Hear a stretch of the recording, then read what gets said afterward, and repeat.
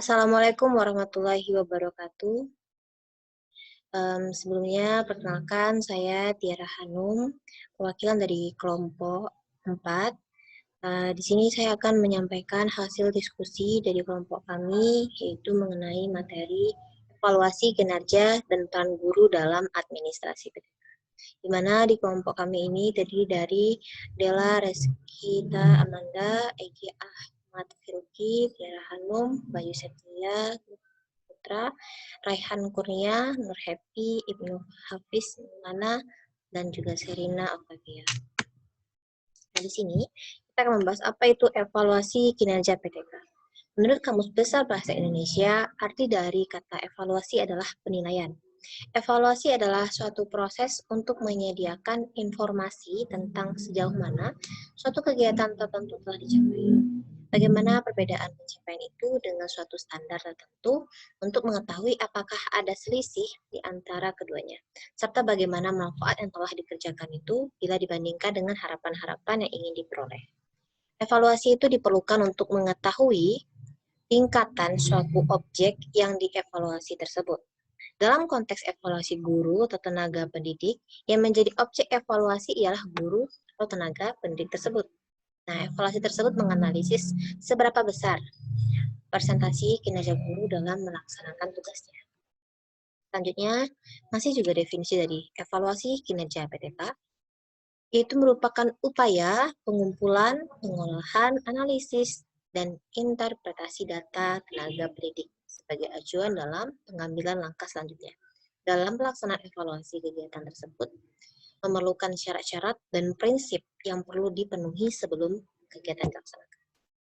Evaluasi kinerja tenaga pendidik ini dilaksanakan oleh kepala sekolah atau panitia yang ditunjuk dan dibentuk langsung oleh kepala sekolah.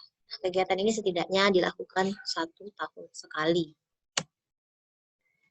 Di sini ada tujuan pelaksanaan dari evaluasi itu sendiri untuk kinerja guru atau tenaga pendidik. Yang pertama, untuk menentukan tingkat kompetensi seorang guru. Lalu ada yang kedua, meningkatkan efisien dan efektivitas kinerja guru dan sekolah. Yang ketiga, menyajikan suatu landasan untuk pengambilan keputusan dalam mekanisme penetapan efektif atau kurang efektifnya kinerja dari guru. Yang keempat, menyediakan landasan untuk program pengembangan keprofesian berkelanjutan bagi guru. Yang kelima, menjamin bahwa guru melaksanakan tugas dan tanggung jawabnya serta mempertahankan sikap-sikap yang positif. Dan yang terakhir adalah menyediakan dasar dalam sistem peningkatan promosi dan karir guru serta bentuk penghargaan. Nah, tadi sudah dikatakan bahwa terdapat syarat-syarat dan juga prinsip. Yang pertama kita akan membahas tentang syarat-syaratnya dulu. Syarat-syarat untuk memperoleh hasil evaluasi yang benar dan tepat. Yang pertama syaratnya adalah harus valid, di mana aspek yang benar-benar mengukur komponen tugas tenaga pendidik dalam melaksanakan pembelajaran, pembimbingan, dan tugas lain yang relevan dengan fungsi sekolah. Yang kedua, reliable. Reliable itu mempunyai tingkat kepercayaan tinggi bila proses yang dilakukan memberikan hasil yang sama untuk seorang tenaga pendidik yang dievaluasi kinerjanya oleh siapapun dan kapanpun. Dan yang terakhir adalah praktis. Praktis yaitu dapat dilakukan oleh siapapun dengan relatif mudah, dengan tingkat validitas dan reliabilitas yang sama dalam semua konsep tanpa memerlukan persyaratan tambahan.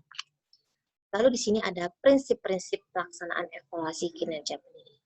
Ada 4. Yang pertama, berdasarkan ketentuan, di mana evaluasi kinerja tenaga pendidik itu harus dilaksanakan sesuai dengan prosedur dan mengacu pada peraturan yang berlaku.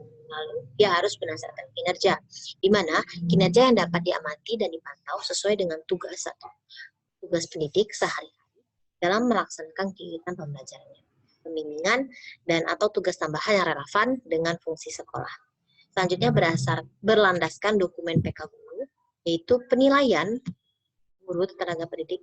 Itu unsurnya terlibat dalam proses evaluasi kinerja itu harus sesuai dengan memahami semua dokumen yang terkait dengan sistem evaluasi kinerja tenaga pendidik. Dan selanjutnya ada dilaksanakan secara konsisten, di mana yaitu dilaksanakan teratur setiap tahun, diawali dengan penilaian formatif di awal tahun dan penilaian sumatif di akhir tahun.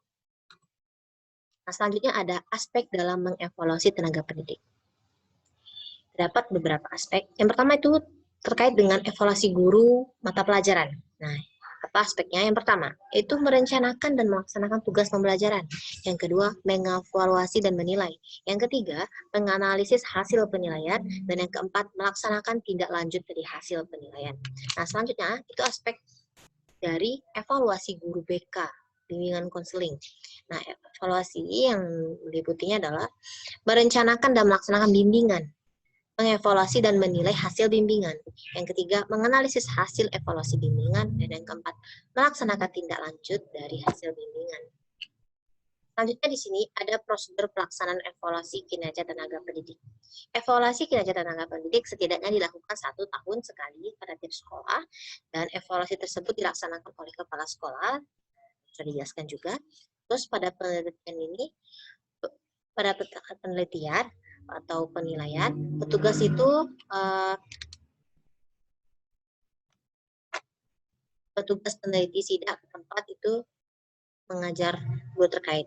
Nah, jadi penelitian itu akan dilakukan secara sidak atau inspeksi mendadak. Nah, selanjutnya dengan membawa lembar instrumen evaluasi yang berisi tentang poin-poin berdasarkan kompetensi apa yang akan diuji. Nah, hasil penelitian itu nanti di-coding ke lembar instrumen tersebut dalam bentuk skor-skor. Selanjutnya, setelah hasil tersebut telah terisi semua, hasil dalam lembar instrumen itu didisplay dalam bentuk laporan evaluasi. Dalam bentuk laporan tersebut dapat dilihat secara jelas kinerja tenaga pendidik yang telah dievaluasi. Nah, di sini juga ada peran guru dalam administrasi pendidik dan tenaga pendidikan.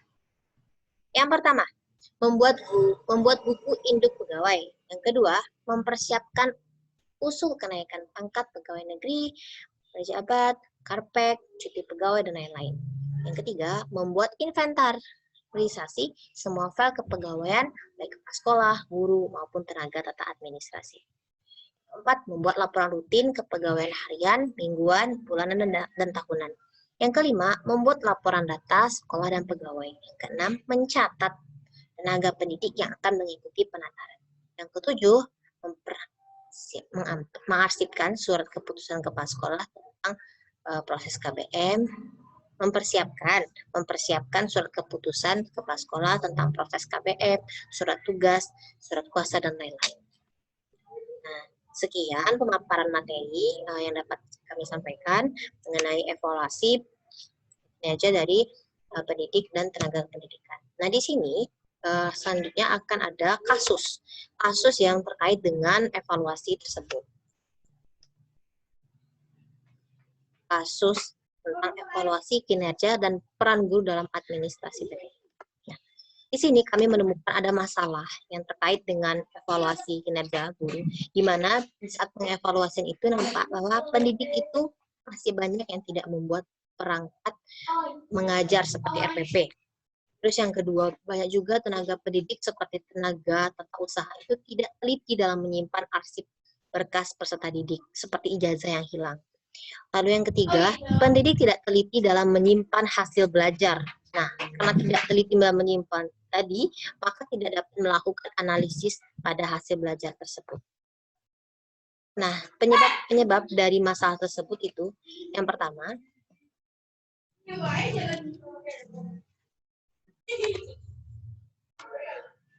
itu pendidik kurang disiplin dan kurangnya sanksi yang diberikan oleh kepala sekolah atau tegas sanksi yang diberikan.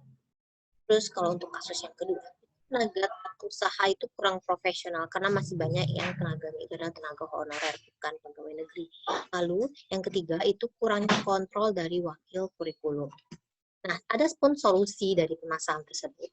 Yang pertama itu, kepala sekolah itu harus memberikan sanksi yang lebih tegas kepada pendidik yang tidak membuat perangkat pembelajaran.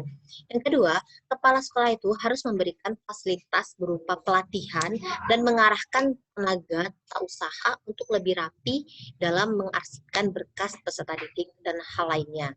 Nah, yang ketiga juga, kepala sekolah melakukan IHT atau mengadakan in-house training untuk memberikan pelatihan cara mengevaluasi yang baik dan benar. Nah, memang di dalam